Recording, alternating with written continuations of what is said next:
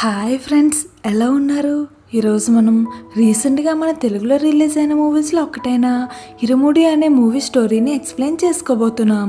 అయితే మూవీ స్టోరీలోకి వెళ్ళే ముందు ఒక స్మాల్ రిక్వెస్ట్ ఫ్రెండ్స్, మీలో ఎవరైనా మన ఛానల్ని ఫస్ట్ టైం చూస్తున్నట్లయితే కనుక వెంటనే ఈ వీడియోకి ఒక లైక్ కొట్టి మన ఛానల్ని సబ్స్క్రైబ్ చేసుకోండి. అలాగే పక్కనే ఉండే గంట సింబల్ని కూడా క్లిక్ చేయండి. ఇంకా మనం ఏమాత్రం ఆలస్యం చేయకుండా ఇరుముడి అనే మూవీ స్టోరీలోకి వెళ్ళిపోదాం. ఇంకా మూవీ స్టోరీలోకి వచ్చేస్తే, సీలేరు అనే ఒక ఊర్లో ఉన్న గర్ల్స్ హై స్కూల్లో ఒక టీచర్ 10th క్లాస్ చదువుతున్న ఒక స్టూడెంట్ దగ్గరికి వెళ్ళి, నాకు ప్రైవేట్ స్కూల్లో లక్షల్లో శాలరీ ఇస్తానన్నా సరే నేను ఈ ఊరికి వచ్చి మీకు పాఠాలు చెప్తున్నా, అయినా సరే నీ మార్క్స్ ఏంటి అని చెప్పి తన్ని స్కూల్లో అందరి పిల్లల ముందు చాలా గట్టిగా కొట్టి తన్ని ఆ రోజంతా మోకాళ్ళ మీద స్కూల్ బయట ఉంచుతుంది. అయితే ఆ నెక్స్ట్ డే ఆ పాప అదే క్లాసులో ఊరేసుకొని చనిపోయి ఉంటుంది. ఇదంతా చూస్తున్న స్కూల్ పిల్లలు ఇంకా స్కూల్ యాజమాన్యం ఆమెతో మాట్లాడుతూ, పిల్లలు చదవకపోతే చంపేస్తారా అని చెప్పి ఆమెని మందలించి ఆమెని 1 year పాటు సస్పెండ్ చేస్తారు. అప్పటి నుంచి పిల్లలు ఇంకా ప్రశాంతంగా చదువుకోవచ్చు అని అనుకుంటారు. ఇంకా మన మూవీ హీరో అయిన త్రినాథ్ విషయానికి వస్తే, అతను అయ్యప్ప స్వామికి పరమ భక్తుడు. అతను ప్రతి సంవత్సరం కార్తీక మాసంలో 41 రోజులు అయ్యప్ప స్వామి దీక్షలో ఉంటాడు.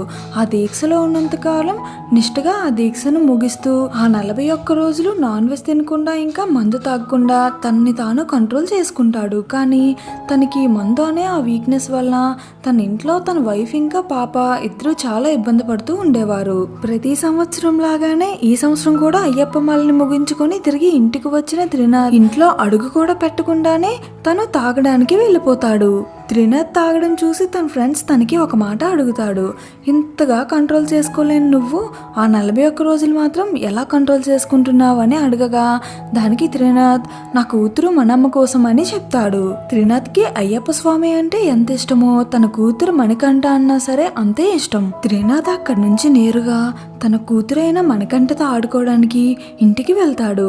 మణికంఠ వాళ్ళ నాన్నని చూడగానే చాలా హ్యాపీగా వాళ్ళ నాన్న దగ్గరికి వచ్చి వెంటనే వాళ్ళ నాన్నతో ఆడుకోవడం స్టార్ట్ చేస్తుంది. అయితే త్రినాథ్ ఎప్పుడూ తన కూతురైన మణికంఠకి ఒక విషయం చెప్తూ ఉండేవాడు. అదేమిటంటే, ఎప్పుడు ఎక్కడ ఏం చూసినా సరే అన్ని విషయాలు వచ్చి వాళ్ళ నాన్నతో చెప్పాలని మణికంఠని చిన్నప్పటి నుంచి అలాగే పెంచాడు. త్రినాథ్ ఇంకా వాళ్ళ వైఫ్ లవ్ మ్యారేజ్ చేసుకుంటారు. అయితే వాళ్ళకి పెళ్ళైన 6 సంవత్సరాలకి మణికంఠ పుడుతుంది.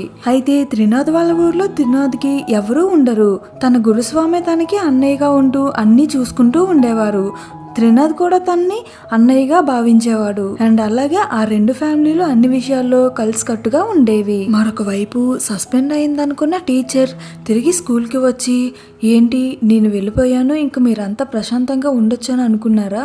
నన్ను ఎవరు ఏమీ చేయలేరు, నా వెనకున్న పవర్ అలాంటిది అని చెప్పి వాళ్ళతో ఛాలెంజింగ్గా చెప్తుంది. సీన్ కట్ చేస్తే, మన మూవీ హీరో అయిన త్రినాథ్కి ఒక వీక్నెస్ ఉంటుంది. అదేంటంటే, ఊర్లో ఏ ఆడపిల్లకి ఏ ఆపద వచ్చినా సరే వాళ్ళలో తన కూతుర్ని చూసుకుని వాళ్ళకి వెంటనే వెళ్ళి హెల్ప్ చేస్తాడు.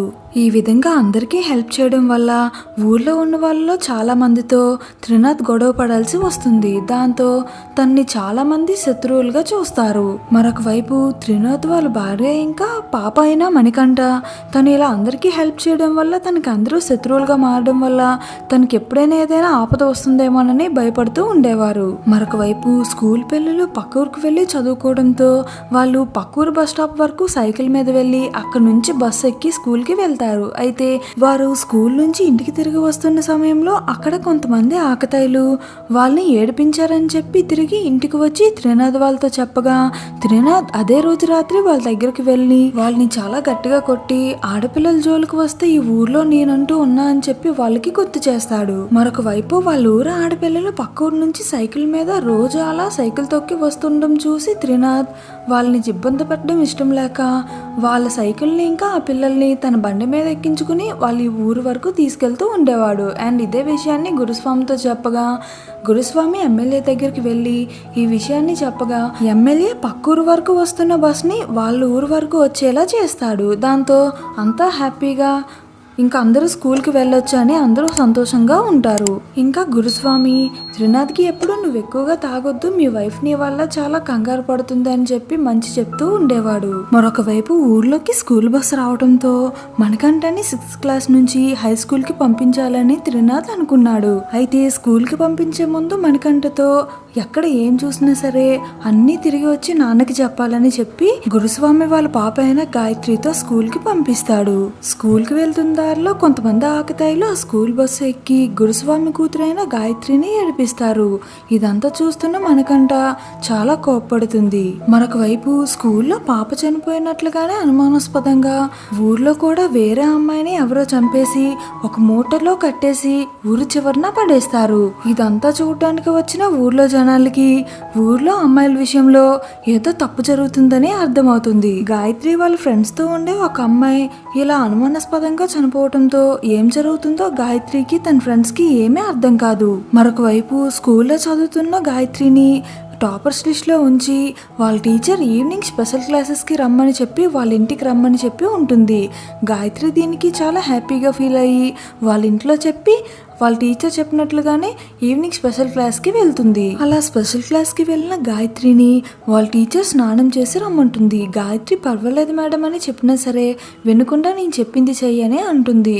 దానికి గాయత్రి వాళ్ళ టీచర్ చెప్పినట్లుగానే చేస్తుంది. అయితే స్నానం చేసి వచ్చిన తర్వాత గాయత్రితో వాళ్ళ టీచర్ మిస్బిహేవ్ చేస్తూ తన్ని యోగా చేయడానికి ఒక రూమ్లోకి తీసుకుని వెళ్తుంది. అక్కడ గాయత్రికి అంతా చాలా డిఫరెంట్గా అనిపిస్తూ ఏదో వింతగా జరుగుతుంది, ఇదంతా మిస్టీరియస్గా ఉంది అని చెప్పి తను చాలా భయపడిపోతుంది. అయితే గాయత్రి తిరిగి ఇంటికి వెళ్ళేటప్పుడు ఇదంతా కానీ మీ ఇంట్లో ఉన్న వాళ్ళకి చెప్పావంటే నీకు 10th క్లాస్ హాల్ టికెట్ రానివ్వను అని తన్ని గట్టిగా బెదిరించి అక్కడి నుంచి బయటకు పంపుతుంది. గాయత్రికి స్టడీస్ అంటే ఇష్టం కాబట్టి ఈ విషయాన్ని ఇంట్లో చెప్తే తన్ని ఇంకా స్కూల్కే పంపరని ఇంట్లో చెప్పకుండా చేస్తుంది. మరొక వైపు గాయత్రిని ఏడిపిస్తున్న ఆకతాయిల గురించి గాయత్రి వాళ్ళ నాన్నతో చెప్పి వాళ్ళ మీద పోలీస్ కంప్లైంట్ ఇద్దామని అనగా వాళ్ళ నాన్న మాత్రం కొన్ని వాటికి మనం సైలెంట్గా ఉండాలమ్మా, ఇలా పోలీసులకి కంప్లైంట్ అది ఇస్తే ఇప్పుడు ఈ విషయం ఊరంతా తెలుస్తుంది, అప్పుడు మన పరువు పోతుంది, సో మనం దానికంటే సైలెంట్గా ఉండడం బెటర్, నువ్వేం పట్టించుకోక అని వాళ్ళ నాన్న చెప్తారు. దాంతో గాయత్రి ఇంకా చేసేదేమీ లేక సైలెంట్గా ఉంటుంది. మరొక వైపు కార్తీక మాసం రావడంతో ఇంకా స్వామిమాల వేయడానికి అందరూ రెడీ అవుతారు. అయితే త్రినాథ్కి ఎంతో మంది శత్రువులు ఉన్నారు కదా, వాళ్ళంతా త్రినాథ స్వామిమాల వేయడం కోసం వెయిట్ చేస్తూ కరెక్ట్గా తను మాల వేసిన తర్వాత తన మీద ఇంకా తన ఫ్యామిలీ మీద పగ తీర్చుకోవడానికి తిరిగి వస్తారేమోనని గురుస్వామి తనకి ఒక హింట్ ఇస్తాడు. అయితే త్రినాథ్కి ఒక ఐడియా వచ్చి ఊర్లో ఉండే తన శత్రువులందరినీ కూడా ఆ రోజు రాత్రి ఊర్లో ఉండే రచ్చబండ దగ్గర తను ఒక్కడే ఉంటాడని చెప్పి ఎవరైతే తనకి శత్రువులుగా ఉన్నారో వాళ్ళంతా తను స్వామి మాల్లో ఉన్నప్పుడు ఆ ఊరిని ఇంకా తన మనుషుల్ని ఏమీ చేయకూడదని చెప్పి స్వామి శరణం చెప్పి అక్కడి నుంచి వెళ్ళిపోవాలి, అలాంటి వాళ్ళని నేనేం చేయను అని చెప్పి ఊరంతా దండోరా వేయిస్తాడు. ఈ మాటతో వాళ్ళకి ఏమైనా అవుతుందేమోనన్న భయంతో తన శత్రువులంతా త్రినాథ దగ్గరికి వచ్చి స్వామి శరణం అని చెప్పి అక్కడి నుంచి వెళ్ళిపోతారు. అయితే ఒకే ఒక పర్సన్ మాత్రం తన దగ్గరికి వచ్చి స్వామి శరణం చెప్పకుండా వెళ్ళిపోతాడు. ఇంకా తన మీద త్రినాథ్కి కోపం వచ్చి తన్ని ఎలా అయినా సరే ఈ రాత్రి చంపేస్తా, లేదంటే మీ అందరికీ నా వల్ల ముప్పు ఉంటుందని చెప్పి కత్తి పట్టుకొని అతన్ని చంపడానికి వెళ్ళిపోతాడు. అయితే అందరూ అనుకున్నట్లుగానే ఆ పర్సన్ ఆ నెక్స్ట్ డే మార్నింగ్ ఎవరో చంపేసి అతన్ని ఒక బస్తాలో పడేసి ఊరి చివరన పడేసి ఉంటారు. అయితే ఈ మర్డర్ త్రినాథే చేశారని ఊరంతా నమ్ముతారు. దాంతో అందరూ కలిసి త్రినాథ్ మీద అటాక్ చేయడానికి త్రినాథ్ వాళ్ళ ఇంటికి వెళ్తారు. అయితే త్రినాథ్ నేను ఈ మర్డర్ చేయలేదా అని అతనితో గట్టిగా చెప్తాడు. ఒకవేళ నేనే కనుక ఈ మర్డర్ చేసి ఉంటే నేరుగా ఆ శవాన్ని తీసుకొచ్చి నీకే అప్పు చెప్పేవాడిని అని చెప్పి వాళ్ళ నాన్నతో చెప్తాడు. ఈ విధంగా అందరూ అనుకునేది ఒకటైతే త్రినాథ్ విషయంలో జరిగింది మరొకటి. ఆ రోజు రాత్రి త్రినాథ్ చంపడానికి వెళ్ళిన మాట నిజమే, కానీ అక్కడ అతన్ని చంపింది మాత్రం త్రినాథ్ కాదు. త్రినాథ్ చంపేలోపే వేరే అతను వచ్చి త్రినాథ్ కళ్ళ ముందే ఆ పర్సన్ని చంపేసి అక్కడి నుంచి వెళ్ళిపోతాడు. మరొక వైపు ఇదంతా చూస్తున్న త్రినాథ్కి ఇష్టమైన మనమ్మ నువ్వు మందు మానే నాన్న అని చెప్పి తన దగ్గర పర్మనెంట్ గా మందు మానేయడం కోసం ప్రామిస్ తీసుకుంటుంది. ఇదంతా చూస్తున్న త్రినాథ్కి వాళ్ళ ఊర్లో సంథింగ్ ఏదో మిస్టీరియస్ గా జరుగుతుందని అర్థమవుతుంది. ఆ నెక్స్ట్ డే మార్నింగ్ అందరూ అనుకున్నట్లుగానే అందరూ అయ్యప్ప స్వామి మాల వేసుకుంటారు. స్వామి మాలను వేసిన త్రినాథ్ ఈ గొడవలు ఇంకా మందు అన్ని మానేసి ఇంకా నిష్ఠగా స్వామివారి దీక్షలో ఉంటారు. ఆ నెక్స్ట్ డే మనమ్మ ఒంటరిగా స్కూల్కి వెళ్తున్న సమయంలో వాళ్ళ గాయత్రి అక్క ఫ్రెండ్ ని కలిసి మాట్లాడుతుంది. తను కొన్ని రోజుల క్రితం స్కూల్ మానేసి ఉంటుంది. ఎందుకక్క స్కూల్ మానేసావని అడగగా, ఆ రోజు ఒక అక్క చనిపోయింది కదా, తను నాకు బుక్లో ఒక లెటర్ రాసి ఉంచింది. ఆ లెటర్లో మన స్కూల్లో స్పెషల్ క్లాసెస్ అని తీసుకువెళ్తున్న టీచర్ వాళ్ళ ఇంట్లో అంతా తప్పుగా జరుగుతుంది. దానివల్ల నేను చాలా ఇబ్బంది పడ్డా. మీరు కానీ దానికి సెలెక్ట్ అయ్యారంటే అస్సలు వెళ్ళొద్దు.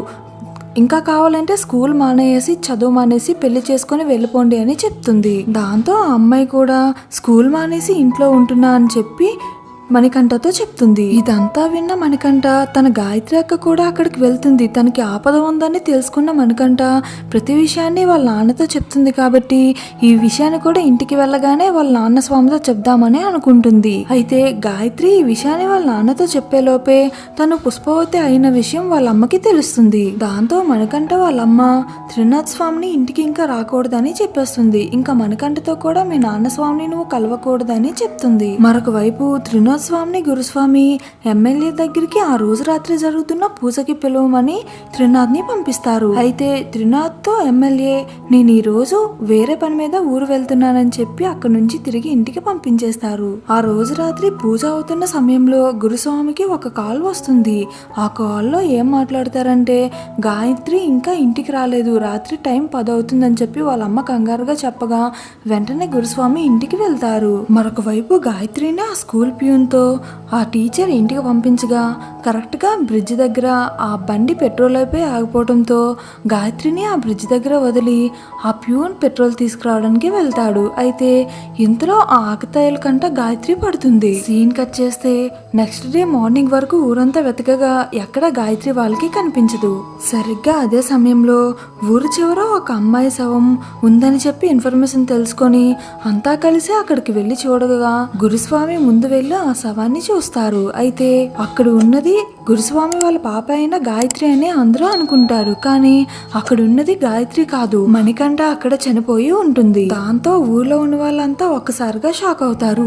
ఎలాంటి చిక్కుముడుల్లో ఇరుక్కొని మణికంఠ ఇలా చనిపోవడం ఏంటి అని అందరూ షాక్ అవుతారు. తమతో పాటు చదువుకుంటున్న మణికంఠ ఇలా సడన్ గా చనిపోవడంతో గాయత్రికి తన ఫ్రెండ్స్ కి ఏం చేయాలో ఏమీ అర్థం కాదు. మరొక వైపు గాయత్రిని వెతకడానికి వెళ్ళిన త్రినాథ్ స్వామి తిరిగి ఇక్కడికి వచ్చి చూడగా ఈ విధంగా మణికంఠ చనిపోవడం చూసి త్రినాథ్ రియాలిటీని యాక్సెప్ట్ చేయకుండా తన మణికంఠ చనిపోలేదని చెప్పి తన ఇంటికి తీసుకువెళ్లి పడుకోబెట్టమని చెప్పి తను తిరిగి వస్తానని చెప్పి ఉంటాడు. త్రినాథ్ మణికంఠతో లాస్ట్ గా ఉన్న సిచ్యువేషన్స్ అన్ని రీక్యాప్ చేసి చూడగా మణికంఠ తనకి ఏదో చెప్పాలనుకుందని స్ట్రాంగ్ గా నమ్మాడు. అండ్ అలాగే తన పాడైపోయిన తన ఫోన్ ని బాగు చేసి మణికంఠ నుంచి వచ్చిన ఆడియో రికార్డింగ్స్ వినగా మణికంఠ అందులో చాలా భయపడుతూ గురుస్వామి నన్ను చంపాలనుకుంటున్నారు, నన్ను చంపేస్తారని చెప్పి ఉంటుంది. ఈ విషయాన్ని విన్న త్రినాథ్ ఒక్కసారిగా షాక్ అవుతాడు. తన కూతురు మణికంఠతో పాటు గురుస్వామి కూతురు గాయత్రిని కూడా తన సొంత కూతురులా చూసుకున్నానే, అలాంటిది నా కూతుర్ని చంపాలని ఎందుకు అనుకుంటాడని చెప్పి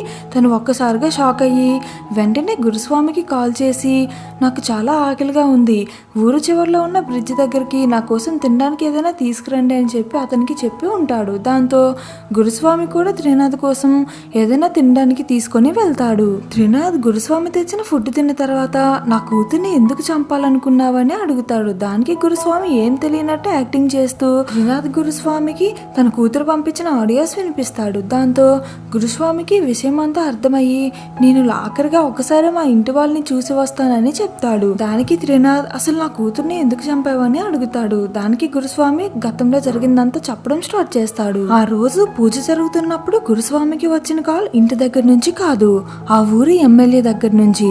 అతను వెంటనే ఆ స్కూల్ టీచర్ ఇంటికి గురుస్వామిని పిలుస్తాడు.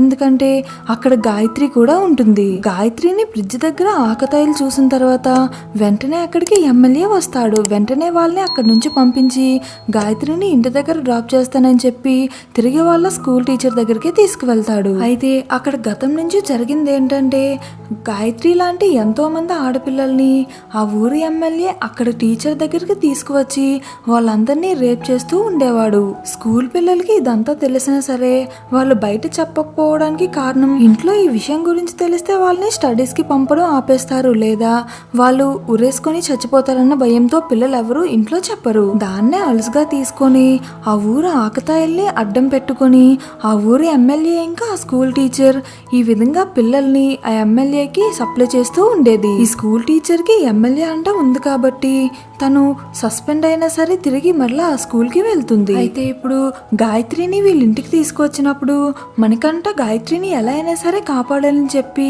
ఇంట్లో ఎవరికి చెప్పకుండా వాళ్ళ టీచర్ వాళ్ళ ఇంటికి వచ్చి ఇక్కడ ఏం జరుగుతుందో మొత్తం చూసి తిరిగి ఇంటికి వెళ్ళిపోతుంది.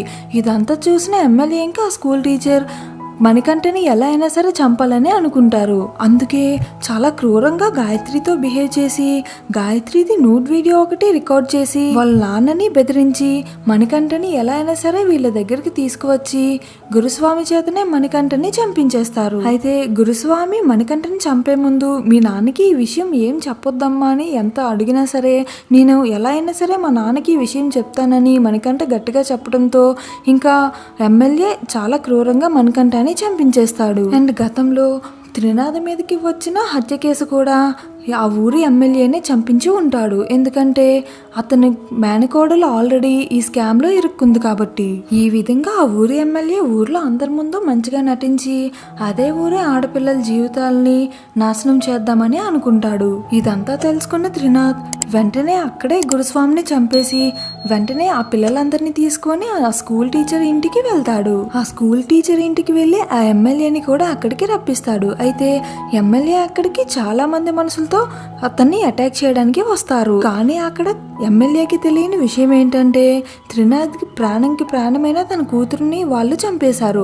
అందుకు త్రినాథ్ ఎంత కోపంతో అక్కడికి వచ్చారో వాళ్ళు అంచనా కూడా వేయలేదు. ఎమ్మెల్యే ఎంతమంది మనుషుల్ని తీసుకొచ్చినా సరే వాళ్ళందరినీ త్రినాథ్ చాలా క్రూరంగా తన కత్తితో నరికి చంపేస్తాడు. అండ్ ఎమ్మెల్యే ఏ అమ్మాయిల్ని అయితే ఇబ్బంది పెట్టాడో ఆ అమ్మాయిల్ని అక్కడికి తీసుకువెళ్ళి మిమ్మల్ని ఇబ్బంది పెట్టిన వారిని ఇలా ఊరికి వదిలేస్తారని వాళ్ళని రెచ్చగొట్టి ఎమ్మెల్యే మీద అటాక్ చేయిస్తాడు. దాంతో ఆ పిల్లలందరూ ఒక్కసారిగా ఎమ్మెల్యే మీద అటాక్ చేసి గట్టిగా కొడతారు. వాళ్ళు ఎమ్మెల్యేని అటాక్ చేయడం అయిపోయిన తర్వాత త్రినాథ్ తన కూతుర్ని తలుచుకుంటూ తన జ్ఞాపకాలని తలుచుకుంటూ చాలా బాధతో ఆ ఎమ్మెల్యేని గట్టిగా తన తల నరికేసి చంపేస్తాడు. ఈ విధంగా ఎమ్మెల్యేని చంపిన తర్వాత దీని అంతటికీ కారణమైన ఆ స్కూల్ టీచర్ ని ఆ స్కూల్లో పిల్లల్ని చంపి ఎలా ఉరి తీసిందో సేమ్ తన్ని కూడా తన ఇంట్లో చంపేసి అలాగే ఉరి తీసి బయటికి వచ్చేస్తారు. ఈ విధంగా తన మనమ్మ చావుకి కారణమైన ప్రతి ఒక్కరిని త్రినాథ్ చంపేసి ఇంటికి వెళ్తాడు. ఈ విధంగా ఇంటికి వెళ్ళిన త్రినాథ్ తన మనమ్మకి అంత్యక్రియలవి కంప్లీట్ చేసి చాలా బాధపడుతూ ఉంటాడు. ఈ విధంగా 3 కార్తీక మాసాలు కంప్లీట్ అయిపోయిన తర్వాత ఎక్కడి నుంచో దూరం నుంచో ఒక స్వామి తన కూతురైన మణికంఠని తీసుకొని వచ్చి త్రినాథ్ దగ్గర తన చేతుల మీదుగా తన కూతురికి ఇరుముడి కట్టాలని చెప్పి కోరతాడు. ఆ పాప పేరు కూడా మణికంఠ అవ్వడంతో త్రినాథ్ తన కూతురైన మణికంఠనే ఆ పాపలో చూసుకుంటాడు. మణికంఠ తన ముందుకు వచ్చి ఆ పాప ద్వారా మాట్లాడుతున్నట్టు భావిస్తాడు. మణికంఠ వాళ్ళ నాన్న అయిన త్రినాథ్ తో మాట్లాడుతూ నేను ఒక కారణం ద్వారా పుట్టాను, ఆ సమస్య పరిష్కరించడానికి నేను చనిపోయాను, మరలా ఏదైనా అవసరం ఉంటే నీ కడుపులోనే పుడతానన్న అని చెప్పి ఉంటుంది. నేను వచ్చినంత వరకు నువ్వు హ్యాపీగా ఉండు నాన్న అని చెప్పి ఉంటుంది. తర్వాత త్రినాథ్ ఆ పాపకి ఇరుముడు కట్టి అక్కడి నుంచి శబరిమలకి పంపిస్తాడు. వెళ్తూ వెళ్తూ ఆ మణికంఠ త్రినాథ్కి నేను వచ్చినంత వరకు హ్యాపీగా ఉండండి అని చెప్పి వెళ్తుంది. ఇంక ఇక్కడితో ఈ మూవీ స్టోరీ ఎండ్ అవుతుంది. ఫ్రెండ్స్, మీకు నా ఎక్స్ప్లెనేషన్ నచ్చినట్లయితే వెంటనే ఈ వీడియోకి ఒక లైక్ కొట్టి మన ఛానల్ని సబ్స్క్రైబ్ చేసుకోండి. అలాగే ప్రక్కనే ఉండే గంట సింబల్ని కూడా క్లిక్ చేయండి.